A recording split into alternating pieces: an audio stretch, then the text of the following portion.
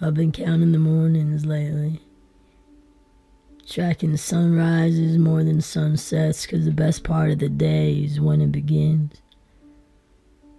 When the light comes spilling in through the windows of Riker's van and there's nothing else around but the quiet. I've needed a lot of that over the last couple days. Time to think, to work out the thoughts that have been kicking around in my head ever since reality knocked me off my feet 48 hours ago. People tend to say that everything happens for a reason.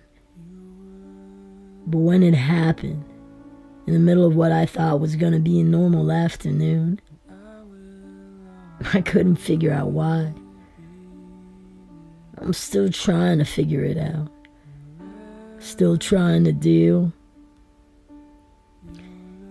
But mornings like this one make things easy one minute and terrible the next, 'cause she's here.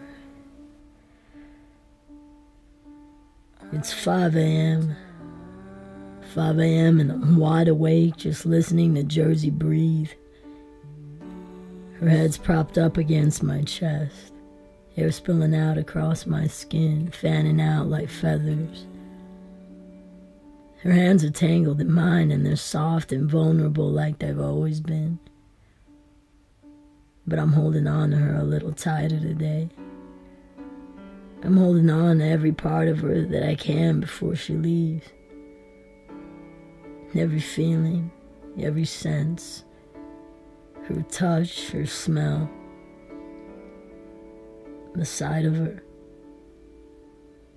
She's messy, wild, and everywhere, like she's always been, and that's how she'll always be to me. Everywhere. Today's a big day. The morning she finally heads back home now that both of our finals are over. Hell Week hasn't been easy on either of us. We've had to sneak around just to get to our classes undetected and then beg Riker to let us borrow his van after school just so we could spend some time alone together. After the weekend trip to the fair, we got lucky enough to snag a couple great nights together. Nights where Jersey sat on my lap with a book in her face trying to study while I spent most of my time trying to distract her. In the good moments, there were ones where I could genuinely get her to laugh, smile, or kiss me despite how badly she wanted to work. It almost felt like winter break wasn't coming, that it was just another day and that we'd keep having great ones just like it. But then there were the times when I felt her leaving. I still do. But I guess that's time. Never a friend. Too much of it when we're apart, too little when we're together. Lately, whenever I'm with her, I become way too aware of how short a week is and how much I'm taking it for granted. But that stops today. Today, I don't want to miss a moment of her. Because going back to San Francisco for the holidays is going to be filled with nothing but sadness, tension, and age-old arguments that me and Tana will probably spend 3 weeks hashing out just for the heck of it. I don't want to go home. I never do. I don't want to be anywhere else but here under this blanket with her next to me. But this morning's all I got. And I can barely take it. I shift out from underneath Jersey as slow as I can and lower her head down until she's resting against the pillow. Jersey stirs a little and I reach down to smooth out the furrow that's digging its way into her forehead. She doesn't sleep peacefully these days. In the handful of nights she's stuck around, she's been crying in her sleep. She says things that I probably shouldn't have heard. But I did. A week's gone by since we've been back together, without Lisa knowing, and every night she's with me. It's the same. She says things that she doesn't remember in the morning, but they're things I can't forget. No guy in my shoes ever would. The thing is, if I told her about what's been going on at night, she'd probably brush it off as finals week stress, but I know it's more than that. More than she knows and more than I know how to fix. I guess there are some things I just can't. And right now I can't take the idea of that. I slide over to the edge of Riker's beat-up mattress and crawl over the mess me and Jersey made of his blankets until I reach the side door. The van's so beat up that I probably won't be able to get out of it without waking up Jersey, but I need to be outside right now. I need air. 'Cause this morning snuck up on me way too fast and I'm barely keeping my head above water. I crank open the handle, which creaks a little less obnoxiously than I expected to, and then check over my shoulder to see if Jersey's watching. She rolls herself up in the sheets until she's lying face down, snoring into the pillow. I smile at how disastrously beautiful she is, even though seeing her like this physically hurts. I tear my eyes away from her and go back to sneaking out the door until I'm standing in the cool morning air. Thanks to Riker, we've been allowed to take the van pretty much anywhere on campus as long as we didn't land in many parking tickets. I figured staking out on top of Sunset Rec's parking structure for my last night with Jersey would be a good way to leave things before she's gone. Jersey made her way up here to meet me a couple hours after her last final yesterday. We shared a fancy dinner of ramen noodles, laid in the tramp style, and then watched the sun set over UCLA. It was beautiful.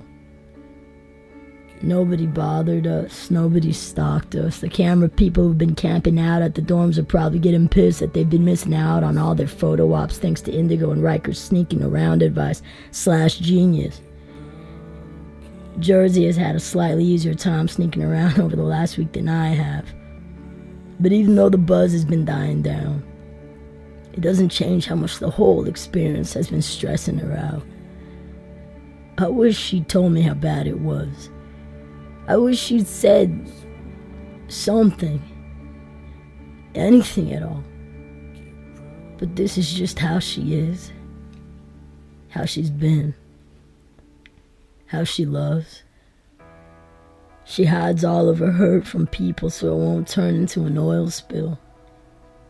And I guess that's where we're different. That's where we've been different for longer than I've been able to see. I just wish I'd seen this coming. The van door shutters open and I hear Jersey's timid little footsteps shuffling across the concrete and over to me. I feel her there before I see her. Her tiny arms find their way around my waist as she rests her head softly against my back. When I woke up this morning, I thought I'd be able to handle this. That I could slap on one of those everything's okay faces like Jersey does so well. But having her standing right here next to me, with her body pressed against my back and her palms pressed against my palms, just rattles reality right back into focus, when all I want to do is get lost in the blur. I stare out at the sunrise for a little while without saying anything. The whole sky is a palette of reds, oranges, and yellows that blend and burn into the masterpiece I like to call a California sky. This picture is just an easy stroke of God's paintbrush across the horizon. But instead of focusing on how beautiful all that color is, I'm stuck in the black and white. Of her, of us. Between the truth of what she doesn't know I know, and the lies I'll have to tell her just to keep things as light and casual as she wants them to be. Only a couple hours left and we're still playing games. I wonder if she'll play with me until all our time runs out. Morning, you late bird. Did your alarm malfunction or is the world ending? Jersey asks. She laughs against my t-shirt and the sound of it almost slows down the tension creeping into my body a muscle at a time. It depends on how you define the apocalypse. Your breath was so rank this morning I had to walk outside to get some fresh air. I say. Liar. She steps into the space next to me and I wrap an unsteady arm around her and pull her close. I'm not the liar in this relationship, Pinocchio. Smell your breath. It stinks. You gotta stop making out with guys who eat instant noodles before bed.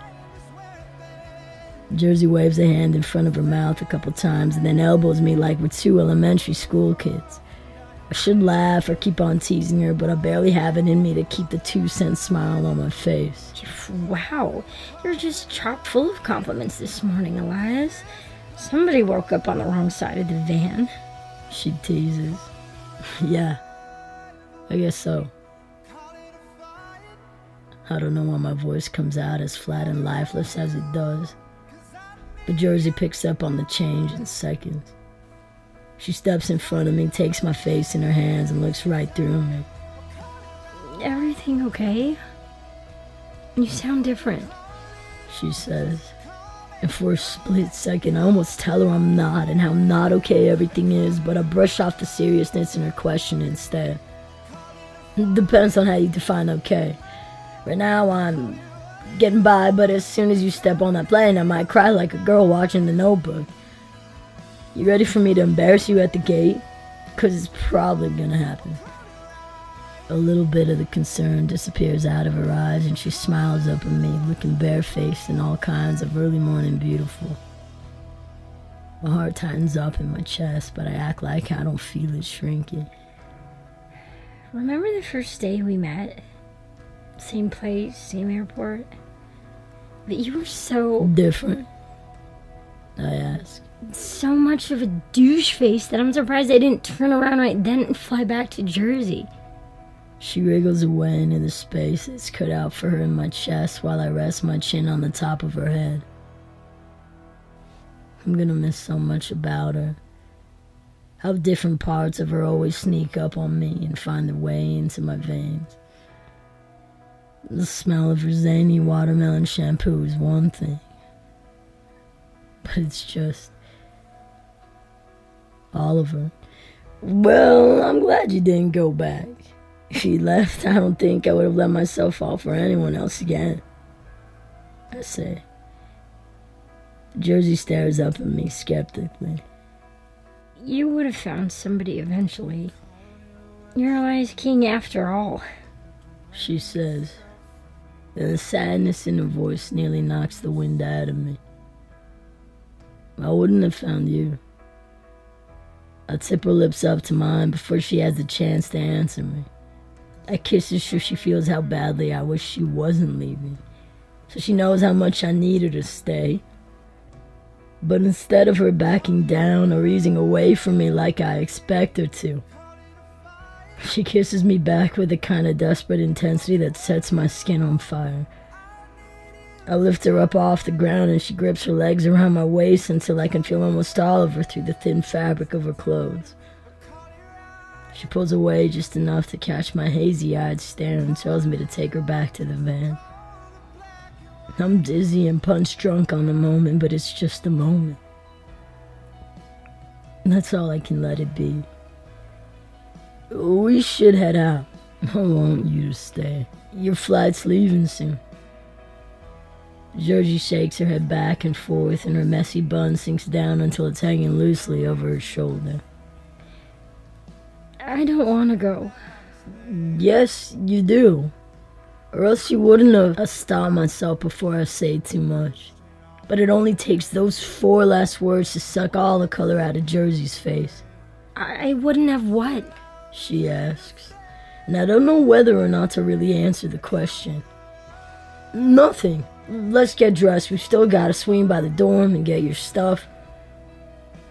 Jersey lets go of me, but her eyes don't leave me for a second. What's wrong, Elias? You've been weird all morning, and what did you mean a minute ago? About me leaving? She folds her arms across herself like she's cold when it's easily close to being 70 degrees outside. I bristle up seeing her like that. Small, insecure, and questioning everything about herself, about me. I promised that I would never make her feel that way again and that I wouldn't do anything to hurt her. But there's a tidal wave building up behind my lips and I'm scared of what I'll say when it decides to crash out into the open. I run a hand through my hair and sigh into the air like it'll get rid of the pressure building up in my chest. But it doesn't. I don't know what I'll say. I'm sorry. I just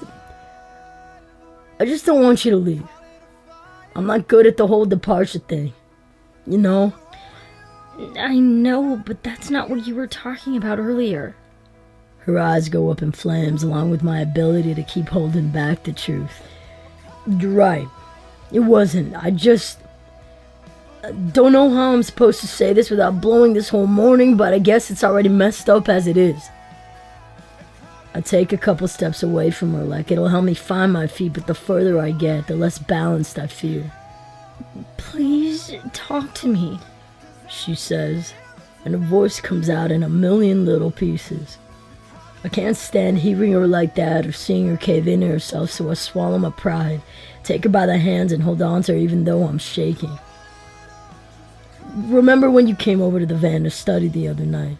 She nods, but clearly isn't remembering any part of that night the way I do. There's no way she could. You passed out in the middle of reading, so I packed your books into your backpack for you so you wouldn't forget them in the morning. And I promise I wasn't trying to go through your stuff, Jay, but I saw these papers, this thick stack of papers, and I just couldn't understand why you had them. I couldn't honestly understand why you'd be applying for a leave of absence and not even talk to me about it. Especially after I asked you to move in with me. Is that why you wanted more time? Because you were planning on not being here? The truth just starts spilling out of my mouth a mile a minute, and instead of it coming out as strong as I wanted to, everything I'm saying sounds about as shattered, confused, and desperate as I feel. Jersey's eyes fill up with tears that I understand all too well. This is the woman I've turned her into.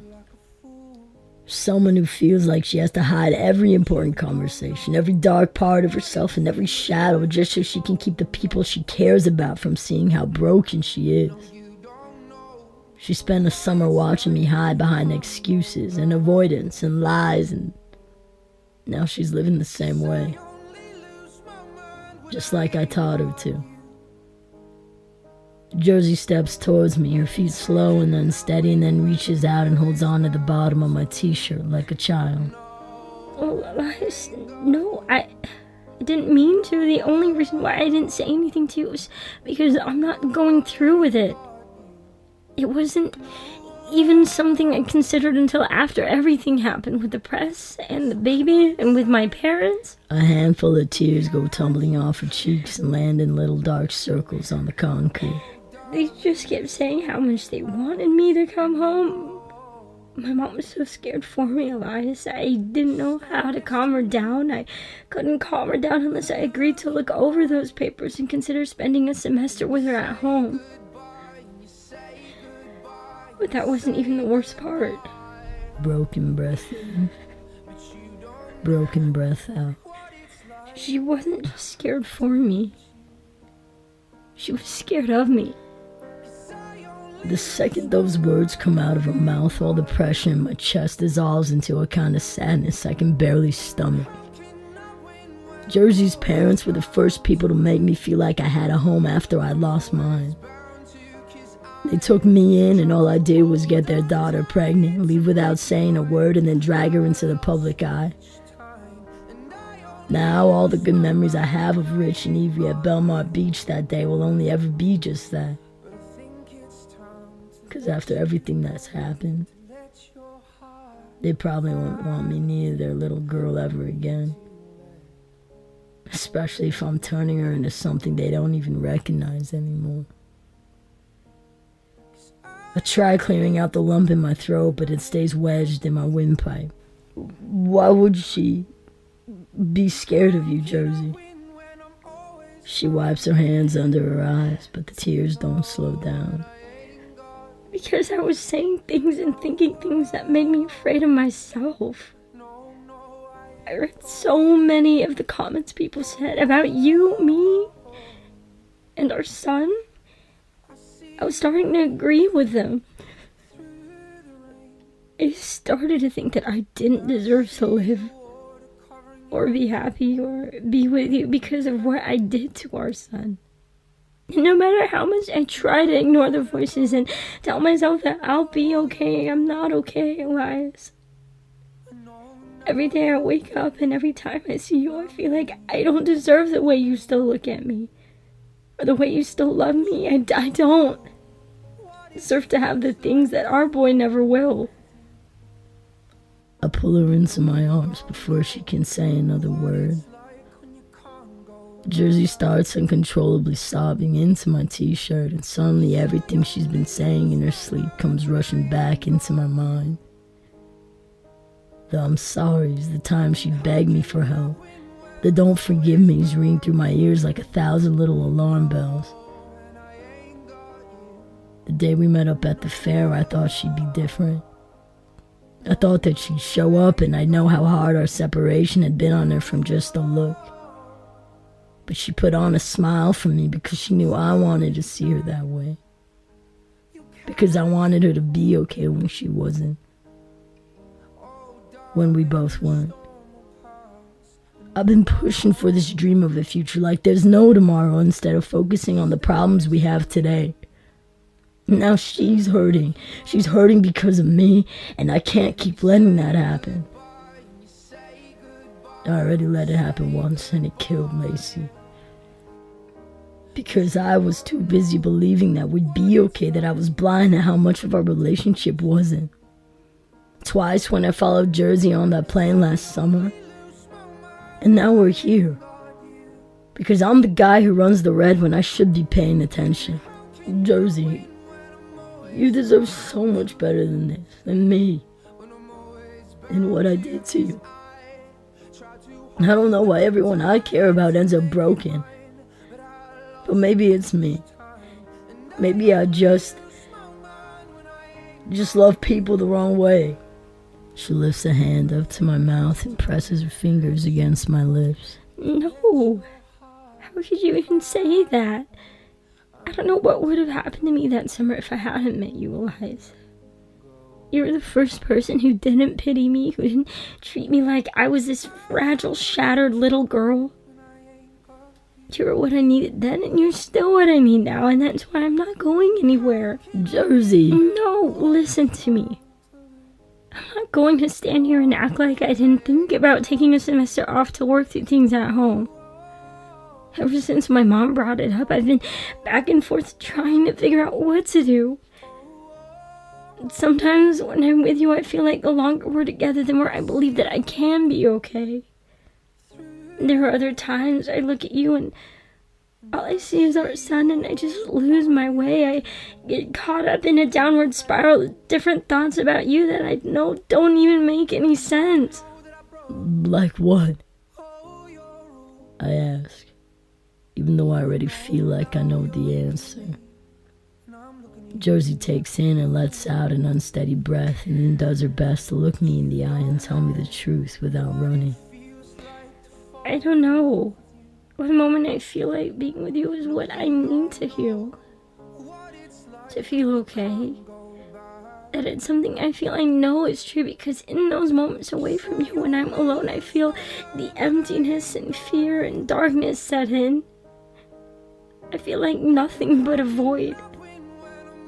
That it doesn't make sense because other times when I'm with you, I feel too much.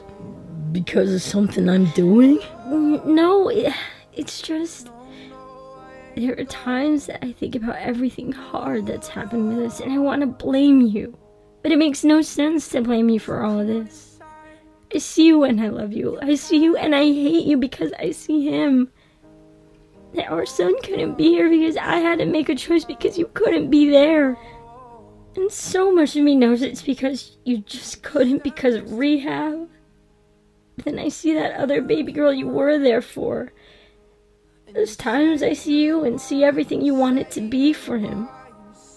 What you would have done for him, and that's what hurts the most. Because I took that away from you. From the both of us. Please don't hold on to that, Jersey.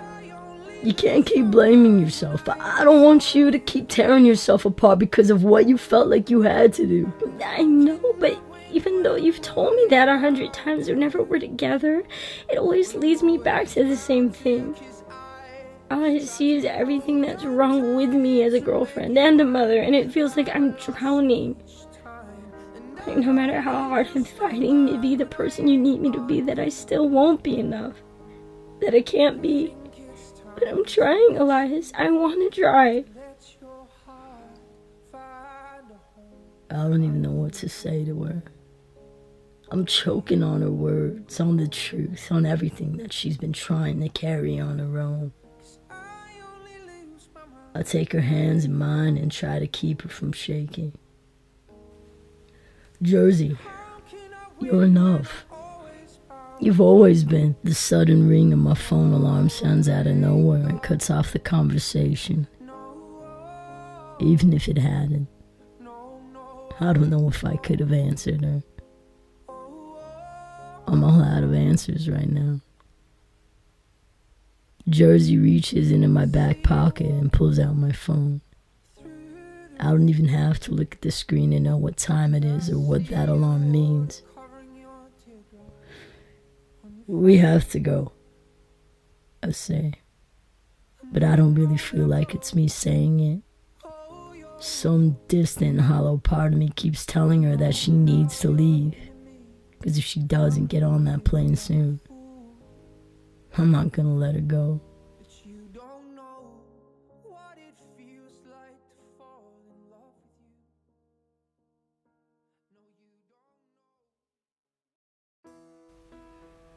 A half an hour later, I'm holding on to Jersey in the middle of LAX, staring up at the escalator that's gonna take her away from me. There's a million people around us saying their goodbyes, but Jersey and I are silent. I'm sitting on her suitcase while she's standing over me, trying her best to force a smile when that's the last thing either of us should be doing. I look away from her because I already feel what's coming even if she doesn't. She combs her hands through my hair, then leans down to kiss me when she catches me trying to run away from what I know I have to do. You know, I was thinking about things on the way here, Elias, and I finally made a decision. I don't even have it in me to answer her, so I just stare at her in silence with an empty smile on my face until she continues. When, not if, but when I get back from Trenton in 3 weeks, I want to see that apartment, full tour and everything, she says. Jersey. Wait, just hear me out. I already was on the fence about the whole leave of absence thing anyway. And for once in my life, I want to look at the bright side of things like you do and go for something crazy and unexpected. My parents may not get it, and Callie and Tanner may not get it, but if I'm with you and we work through this a day at a time, eventually I'll be okay, right? Eventually, somehow, I'll be the person who you need me to be.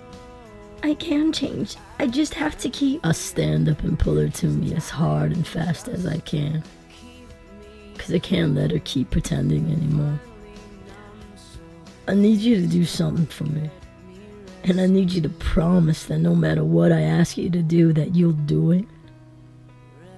All the colorful confidence that was highlighting her cheeks just seconds ago disappears into the black and white of things. She pulls her bottom lip between her teeth and eyes me cautiously. Can I back out of it if it's something I don't like?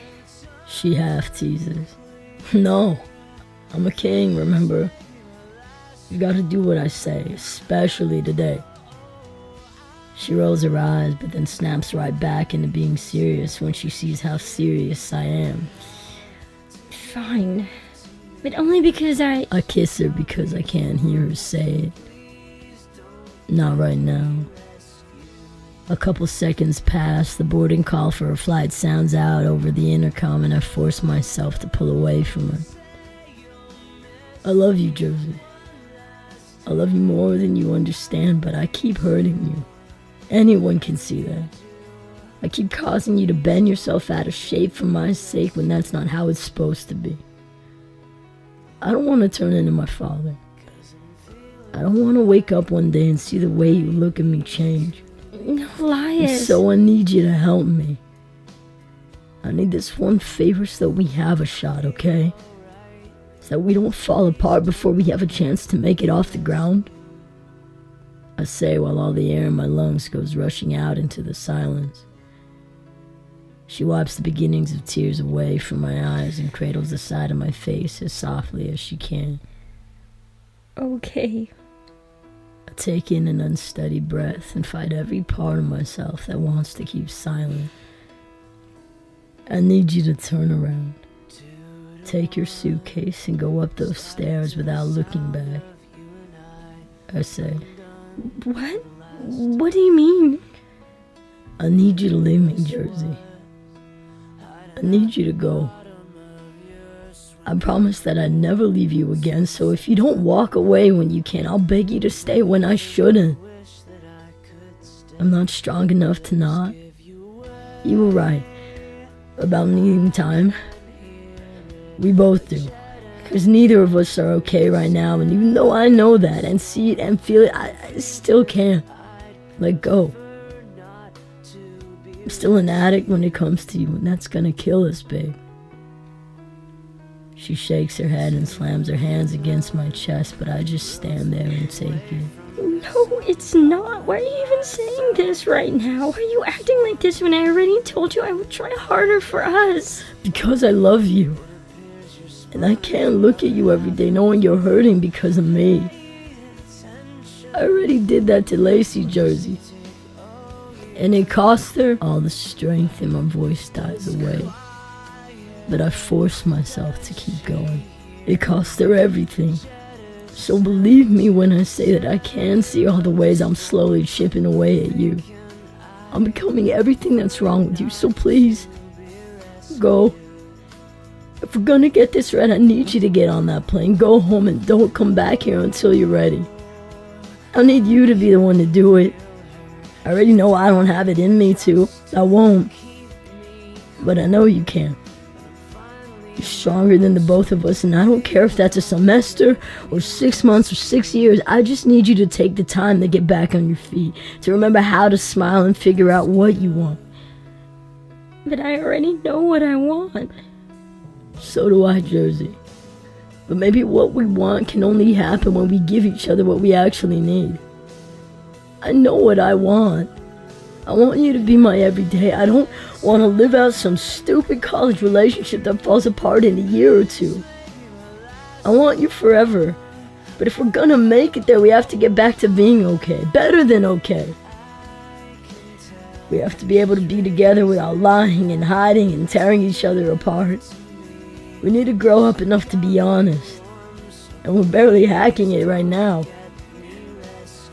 So please go. A second boarding call screams across the airport and Jersey pales at the sound of it.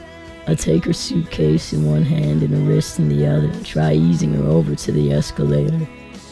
She rips her hand out of my grip and digs her feet into the ground like an angry child. I'm not doing it. I don't care what you say to me, Elias. I'm not ending things here just because you want me to. I smile at her and the monster furrow on her forehead gets 6 miles deeper. I'm not ending anything, Jersey. I'm just asking you to start it forever with me. There's a difference. Tears come spilling out of her eyes so fast I don't reach them in time to catch them all on my fingers.